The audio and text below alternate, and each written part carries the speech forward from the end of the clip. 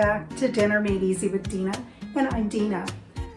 Today we are going to be making an American traditional dish, and it is a comfort food and it's absolutely delicious. We're going to be making American style goulash. So stay with me, we're going to pull that together. I'm going to show you how easy it is. It's really not a tough recipe. If I can do it, you can do it. So stay with me and let's pull that together.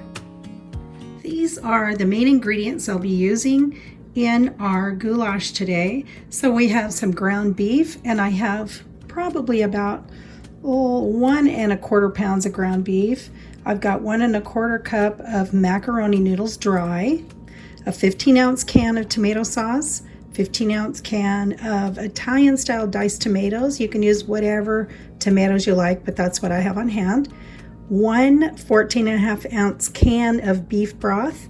I'm going to use a half of an onion, a half of a bell pepper, about a teaspoon of garlic, some onion powder, little garlic powder, sea salt, and black pepper. So I'm making a half of a portion of what the recipe is calling for that I'm following. So there's only 2 of us, so I don't think we need more than that, and with that we're still going to have some leftovers. So let's get going with that. Okay, so I have a large skillet and I'm going to turn that on high, and we're going to start browning our ground beef.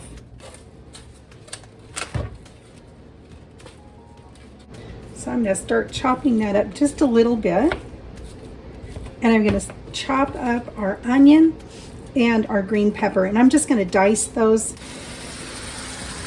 Okay, so we have chopped up about 1/3 of a bell pepper and a half of an onion, and we've added it into our ground beef, and I'm going to continue cooking this until it's done. Now, if you get a lot of grease or oil or waters or whatever in your pan from the ground beef, go ahead and drain that off when it's finished cooking. Okay, so I drained off some of the juices from our meat. Turn that down just a little bit. I'm going to add about a tablespoon of Worcestershire because we really like that. So I'm going to throw that into this as well. We're going to go in with our garlic, about a teaspoon. Some Italian seasoning. About a teaspoon of onion powder.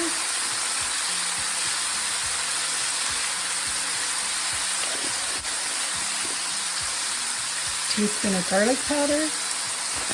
I decided I'm going to use some Lowry seasoning salt instead of sea salt because, well, we like it. So I'm going in with about a teaspoon of that.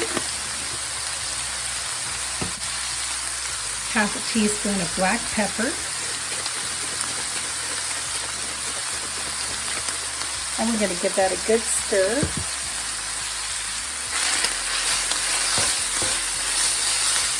I always put the garlic in towards the end of the saute so we don't burn that. That's definitely not the flavor you're looking for.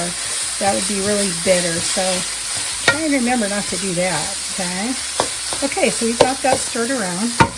The next thing we're going to do is we are going to add in our tomato sauce. And once again, that's a 15-ounce can of tomato sauce. And we have a 15-ounce can of Italian tomatoes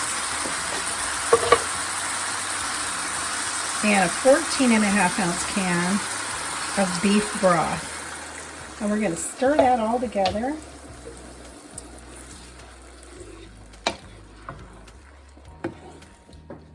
It's already smelling yummy. Okay. And we're going to let that come up to a boil. Before we do that, you know me, I always like to taste for seasoning.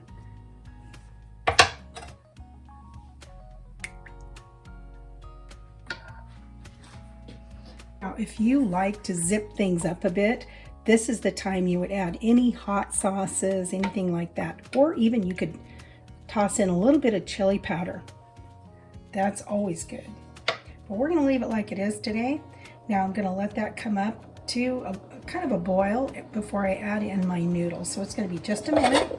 As soon as we get a little bit of a boil going, we're going to add our noodles.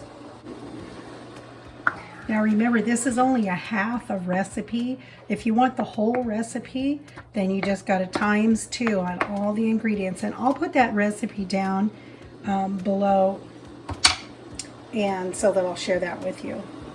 I'll give you the whole recipe rather than the half recipe. Okay, I think that's good enough. We're going to go ahead and stir the pasta noodles in, and that's 1 1/4 cups that I'm using because I had just over a pound of ground beef. Okay, there you go. Now we're going to put the lid on that. We're going to turn that down a little bit to about a medium heat, and we're going to let that cook for about 10 to 15 minutes until the noodles are al dente. Now be sure that you stir this, you know, like take the lid off and check on it about, I'd say about 5 minutes in to make sure your noodles aren't sticking, and give it a good stir, and then do it again before that 15-minute mark is up. And it's starting to thicken, as you can see, but it's not quite finished yet. But look at that already, it just looks so good.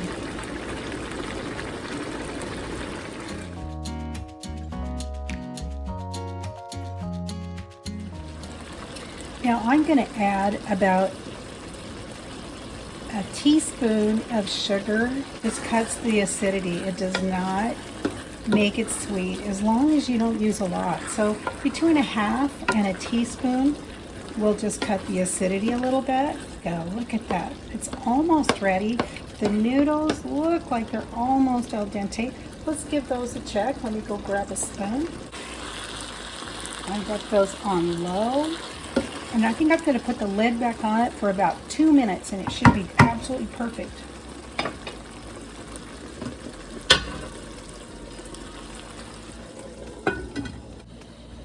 Okay. We gave that an extra 2 minutes, so this has been cooking about 12 minutes. Let's give this a good stir. Oh, there, look at that. That looks amazing. We're going to go ahead and give that a taste test. See just how good that turned out.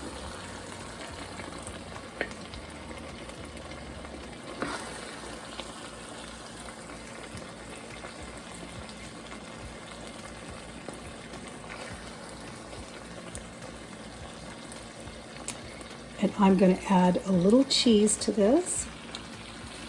This is Colby Jack cheese, and I just topped it with a little bit. This is a great time for Tabasco if you like that as well. Let's give this a taste and see how it came out. Smells so good.